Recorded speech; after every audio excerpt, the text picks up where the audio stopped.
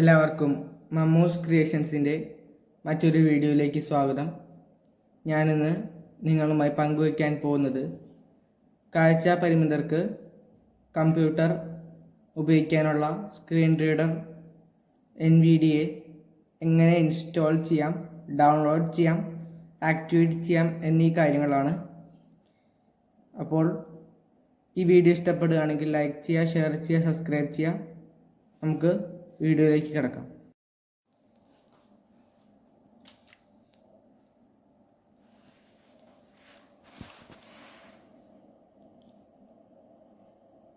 എല്ലാവർക്കും വീഡിയോയിലേക്ക് തുടങ്ങാം. ഇപ്പോൾ ഞാൻ ഡെസ്ക്ടോപ്പിലാണ് ഉള്ളത്. ഇപ്പോൾ എൻ്റെ NVDA ഇല്ല.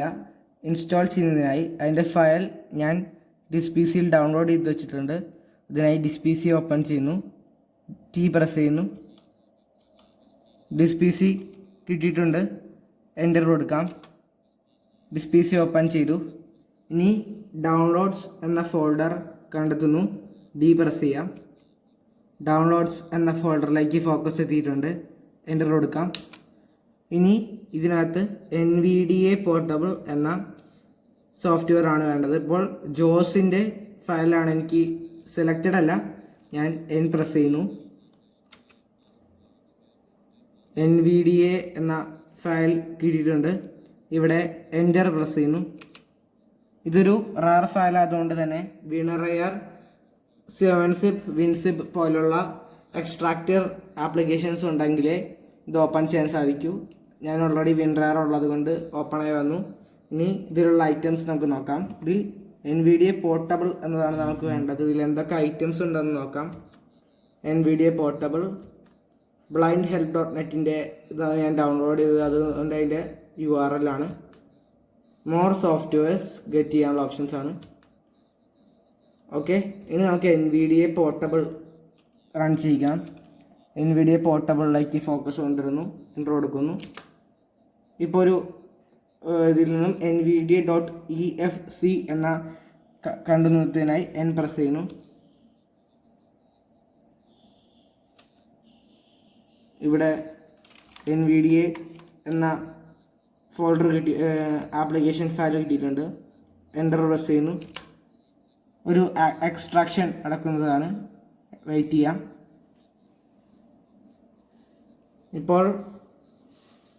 ഇപ്പോൾ NVDA റണ്ണായി തുടങ്ങി. ഞാൻ ജോസ് ക്വിറ്റ് ചെയ്യാണ്. പ്രസിങ് ഇൻസെർട്ട് F4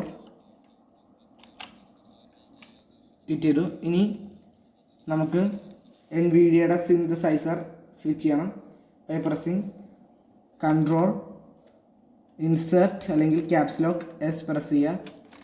ഇപ്പോൾ സിന്തസൈസർ സ്വിച്ച് ചെയ്യാനുള്ള ഡയലോഗ് ബോക്സ് വന്നു.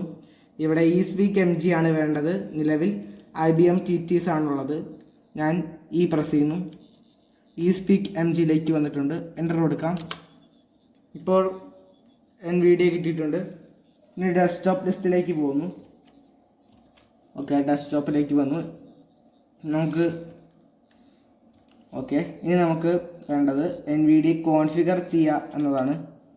അതിനായി NVDA റീസ്റ്റാർട്ട് ചെയ്യണം ആദ്യം ബൈ പ്രസിങ് Alt+Ctrl+N. അപ്പോൾ അത് പ്രസ് ചെയ്തു, വേറെ ഒന്നും പറയില്ല. അതിനുശേഷം NVDA മെനു ഓപ്പൺ ചെയ്യുക, ഇൻസെർട്ട് N. ഇപ്പോൾ ഒരു മെനു വന്നു. ഇവിടെ പ്രിഫറൻസ് എന്നതാണ് ഫസ്റ്റ് ഐറ്റം. ഇവിടെ ആരോ കീ അല്ലെങ്കിൽ റൈറ്റ് ആരോ പ്രസ് ചെയ്യുക. സെറ്റിങ്സ് എന്ന ഒരു ഓപ്ഷൻ കിട്ടും, അത് ഓപ്പൺ ചെയ്യുക. ഓപ്പൺ ചെയ്തു. ഇവിടെ 13 പേജുകളായിട്ട് ഡിവൈഡ് ചെയ്തിട്ടുണ്ട്. ഇതിൽ ഫസ്റ്റ് നമുക്ക് ബേസിക് കോൺഫിഗറേഷനാണ് വേണ്ടത്. അതിനായി ബേസിക് ഡൗൺ ആരോ പേര് ഉപയോഗിക്കാം. സ്പീച്ച് ബേസിക്, ഇവിടെ ടാബ് ജനറൽ പോർട്ടബിൾ പേജ്. ഇവിടെ ലാംഗ്വേജ് സെലക്ഷൻ ആണ്. യൂസ് ഡിഫോൾട്ട് തന്നെ കിടന്നാൽ മതി. സേവ് കൺഫിഗറേഷൻ എക്സിറ്റിംഗ് NVDA ഇത് ചെക്ക് ചെയ്യണം. ഇനി ഷോ ഹെഡ്സെറ്റ് ഓപ്ഷൻസ് എന്നുള്ളത് വേണമെങ്കിൽ ടിക്ക് ചെയ്താൽ മതി. ഞാനിവിടെ അൺടിക്ക് ചെയ്യുന്നു. ഇനി ടാബ് വൺസ് മോർ. ഇപ്പോൾ ക്യാപ്സ് ലോക്ക് ഇതിൻ്റെ മോഡ് വർക്കായിട്ട് ചെക്ക് ചെയ്യാത്തതുകൊണ്ട് നമുക്കതുകൂടി ചെയ്യണം. ഇവിടെ നിന്നും വീണ്ടും ബേസിക്കിലേക്ക് ജനറലിലേക്ക് വരുന്നു.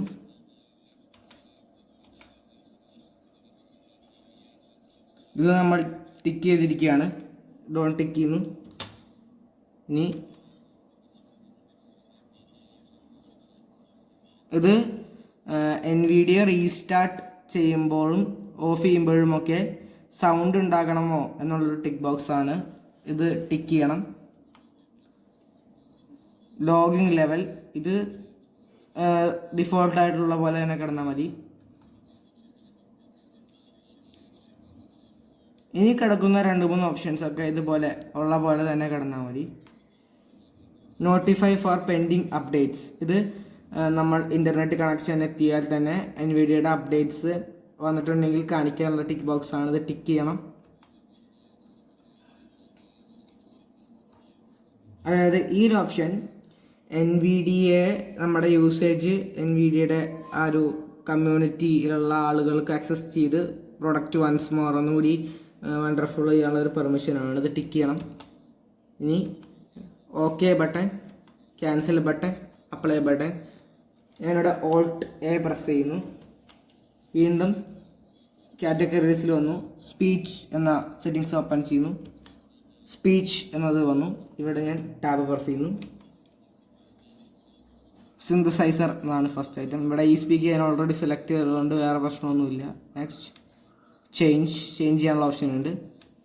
വോയിസ് അത് ഇംഗ്ലീഷാണ് കിടക്കുന്നത്. ഇത് തന്നെ മതി. വേരിയൻറ്റ് ഉള്ളത് നിങ്ങൾക്ക് വേണമെങ്കിൽ സ്വിച്ച് ചെയ്യാം. ഞാൻ ഇപ്പോൾ സ്വിച്ച് ചെയ്യുന്നില്ല. ഇത് സ്ക്രീൻ റീഡറിൻ്റെ വോളിയം അഡ്ജസ്റ്റ് ചെയ്യാനുള്ള സ്ലൈഡറാണ്. നമുക്കിവിടെ അപ്പ് ഡൗണും അതുപോലെ പേജ് അപ്പും പേജ് ഡൗണും ഉപയോഗിക്കാം. പേജ് അപ്പ് പേജ് ഡൗൺ ഉപയോഗിച്ചാൽ 10 ആയിട്ട് കൂടുകയും കുറയുകയും ചെയ്യും. അതുപോലെ അപ്പും ഡൗണും ഉപയോഗിക്കുകയാണെങ്കിൽ 1 by 1 ആയിട്ട് കൂടുകയും കുറയുകയും ചെയ്യും. അപ്പോൾ നിലവിലുള്ള പോലെ തന്നെ കിടന്നോട്ടെ. റൈറ്റ് ബൂസ്റ്റ് അതായത് നമ്മളിപ്പോൾ 30ലാണ് ഈ ഒരു സ്ക്രീൻ റീഡറിൻ്റെ പിച്ച് കിടക്കുന്നതെങ്കിൽ ഇവിടെ ടിക്ക് ചെയ്ത് കഴിഞ്ഞാൽ 60 ആയിട്ട് കൂടും. അത് നമുക്ക് വളരെയധികം ബുദ്ധിമുട്ടാവും അത് പറയുന്നത് മനസ്സിലാക്കാൻ. അതുകൊണ്ട് അത് വേണമെന്നുള്ളവർ ചെക്ക് ചെയ്താൽ മതി. പിച്ച് എന്നുള്ളതാണ്. നമ്മൾ പിച്ചൊക്കെ അഡ്ജസ്റ്റ് ചെയ്യുന്നതും അപ്പ് ഡൗൺ ആരോ കീസ് ഉപയോഗിച്ചിട്ടാണ് ഞാൻ അഡ്ജസ്റ്റ് ചെയ്ത് കാണിച്ചു തരാം. 41, 42, 43 ഇത്രയും മതി. ഇത് ഇൻഫ്ലക്ഷൻ ആണ്. ഇത് 75 കിടന്നാൽ മതി. വോളിയം ഇത് 100 കിടക്കണം. ഇനി ടാബ്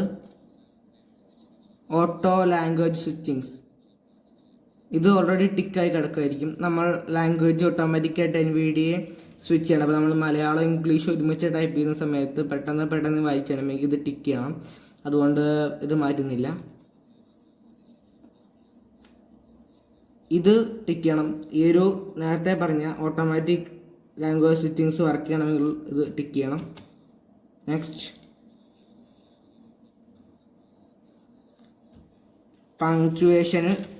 പങ്ക്ച്വേഷൻ നമുക്കറിയാം. അതിൻ്റെ ഒരു ഇതാണ് മിനിമം ആണോ അല്ലെങ്കിൽ സം ആണോ എന്നൊക്കെ സെലക്ട് ചെയ്യണം. ഞാനിപ്പോൾ മോസ്റ്റ് കൊടുക്കുന്നു. ഇതാണല്ലോ മോസ്റ്റ് കൊടുക്കുന്നു. നെക്സ്റ്റ് ഇത് കിടന്ന പോലെ കിടന്നോട്ടെ.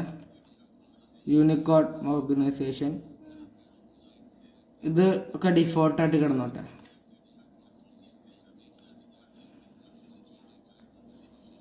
ഇത് ക്യാരക്ടർ നമ്മുടെ ഇമോജീസ് ഒക്കെ വായിക്കുന്ന സമയത്ത് ഫലപ്രദം അതുകൊണ്ട് ടിക്ക് ചെയ്യുന്നു. നെക്സ്റ്റ് ഇത് ഒരു ടോട്ടലി ബ്ലൈൻഡ് ആയിട്ടുള്ള ആളെ സംബന്ധിച്ച് ആവശ്യമില്ല. ലോ വിഷൻ ആണെങ്കിൽ ടിക്ക് ചെയ്യാം. ക്യാപിറ്റൽ പിച്ച് ഇതൊക്കെ അങ്ങനെ തന്നെ ഇരുന്നോട്ടെ.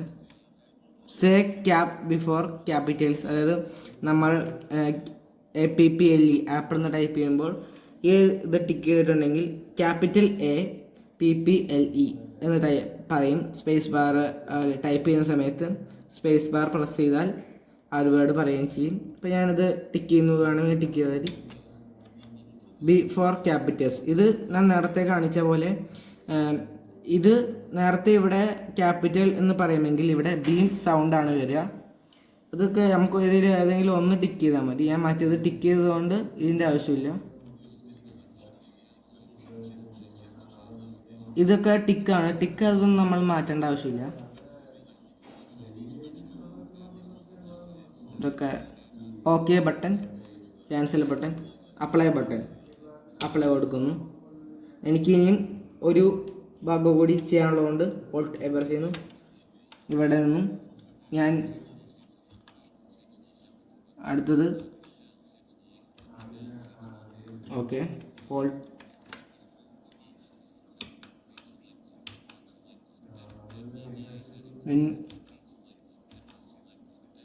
ഇവിടെ കീബോർഡ് എന്നത് കണ്ടുപിടിക്കണം.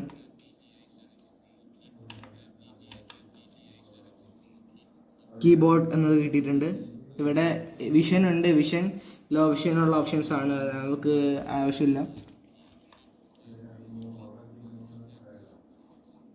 ഇവിടെ കോംബോ ബോക്സ് എല്ലാം ഉള്ളതുപോലെ നിങ്ങൾക്ക് വേണമെങ്കിൽ മാറ്റം വരുത്തിയാൽ മതി. ഇതൊക്കെ ചെക്ക് ചെയ്ത കോംബോ ബോക്സ് നിങ്ങൾക്ക് വേണമെങ്കിൽ മാറ്റാം. ഞാനിപ്പോൾ മാറ്റുന്നില്ല.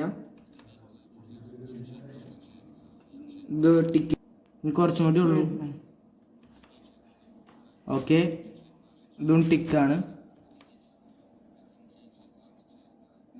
ഇവിടെ ടിക്ക്,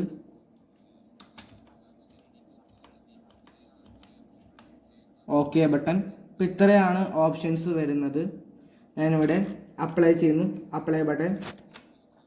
ഇത്രയും ആണ് ബേസിക് കോൺഫിഗറേഷൻസിൽ വരുന്നത്. ഇനിയും ഒരുപാടുണ്ട്, പക്ഷേ നമുക്കൊരു ടോട്ടലി ബ്ലൈൻഡ് ആയിട്ടുള്ള ആളെ സംബന്ധിച്ച് ഇത്രയുമാണ് മെയിനായിട്ട് വേണ്ടത്.